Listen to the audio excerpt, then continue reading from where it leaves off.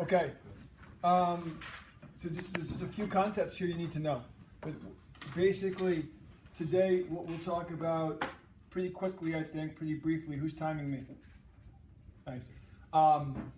Is the transition from the long run to a short run outcome where a business is earning either profits or losses, and then the transition back to the long run.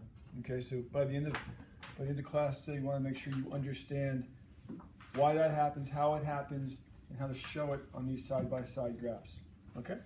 All right, so again here we'll use the rice market. We'll say that the rice market is perfectly competitive. Okay, so the main thing you're thinking about here is there's lots of competition. Right? We call it perfect competition because there's lots of competition in this market, and businesses are constantly having to adjust what they're doing based on the market. They have to constantly respond to the market because of all the competition there. Okay, so here in the market for rice, we are here in this situation what we call long run equilibrium. On the AP exam and on our tests, like at the end of this unit, the first question on the AP exam, the first FRQ in the AP exam almost always begins with like one sentence that goes something like this. Assume that the market, that you're operating in a perfectly competitive market, the rice market, and the rice market is in long run equilibrium. Okay? If you get that statement, okay, then these are the graphs you draw, side-by-side graphs, which show the price of rice at the minimum of average total cost. Okay? Sometimes the question will be, assume that the market for rice is, in the market for rice, businesses are earning a profit. Okay, well, if that were the case, then the price would be greater than the minimum of average total cost. And sometimes they'll say, assume that the businesses in the rice market are earning a loss. And in that case, this price would be lower than the minimum of average total cost. Okay? So here we're starting in a situation where the market is currently in long run equilibrium. Okay, you can sort of think about this as being a magnet in the sense that the market always returns or is drawn back to this equilibrium. Okay, in the short run, it can be it can move away from this outcome at Q1. Okay, but in the long run, it always returns to this outcome. Okay, so let's say there's a report that rice makes you smarter. Okay, and I know, so many jokes, right? All right, so I can imagine what's going to be it. All right, imagine they made that announcement at SAS. Imagine what would happen to the sales of rice at SAS. Well, exactly what you see here. The demand would rise, right? I'd buy a lot of it. I could use it, right, Quasi? Anyway, so the demand for rice would rise, the price would go up, the quantity would increase in the market. Okay. Now, what this means for rice farmers is that because they're price takers, they're going to have to charge this higher price, and they're going to want to charge this higher price. Okay. And so they will produce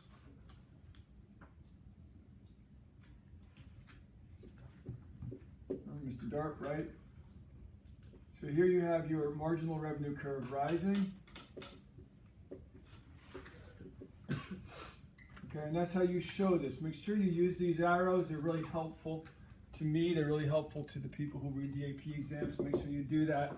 Not because necessarily because you want to help me, but because you want to help yourself, right? That makes it more clear that you understand.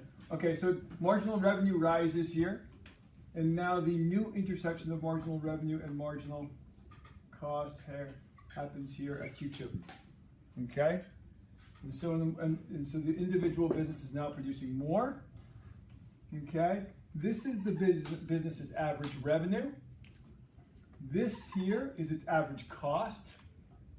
See? Okay, so at Q2, that's the average revenue. This is how you figure out these values. You go to the quantity, you sort of draw a vertical up, okay? Where it crosses average total cost, that's the average cost.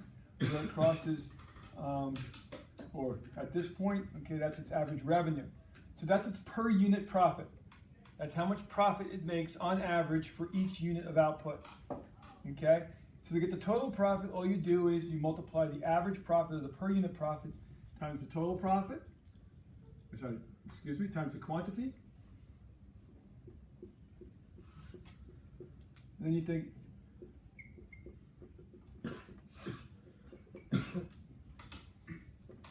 okay, so that's how you show a profit on this graph.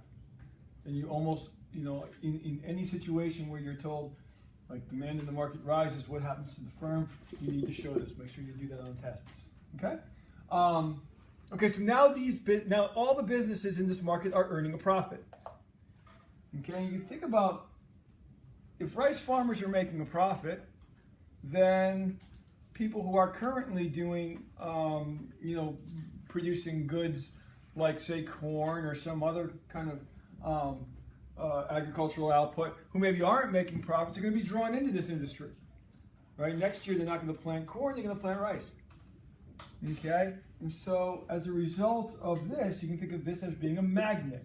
It draws new firms into the industry. We call that entry. That's the vocabulary term for it. Okay, so the question might go something like this: there's a report that like rice makes you smarter. Like, what happens to the firm and the industry as a result? And you would say demand increases as a result. That causes businesses to earn a profit. When it causes the price to go up, businesses earn a profit. With the profits, new sellers enter the market, which causes the supply to rise from S1. Okay, the price has the new sellers will continue to enter as long as profits exist. Okay, and so they will enter and enter and enter. The supply curve will shift out until those profits are gone. Okay, and so the supply curve shifts from S1 to S2, causing the price, okay, to go back down to, so it goes like this, up, and then back down. Okay, so you show that. Okay, sometimes you do it like this. Okay, either way. Okay, so you show it going up and then down. That's probably better than the other one. And so the price, the new quantity here, Q3. Okay, so there's, in the end, the price is the same. In the market, there's more output. But for the individual firm, they're now charging this price again, and they're producing this quantity. So if businesses are producing the same quantity, but there's more quantity in the market, the question is why? And the answer is there are more sellers. There are more rice farms. Okay? So even though each individual farm now is producing exactly what it was producing before, there are more farms and more rice. Which makes sense, because now people want rice more than they wanted it before. Right? So that's a good outcome for society. Okay? And that's it. We return to long-run equilibrium here, okay, at the minimum of average total cost, so we have a productively efficient outcome, where marginal cost and marginal revenue are equal, so it's an allocatively efficient outcome too. Okay? Done. That's a wrap.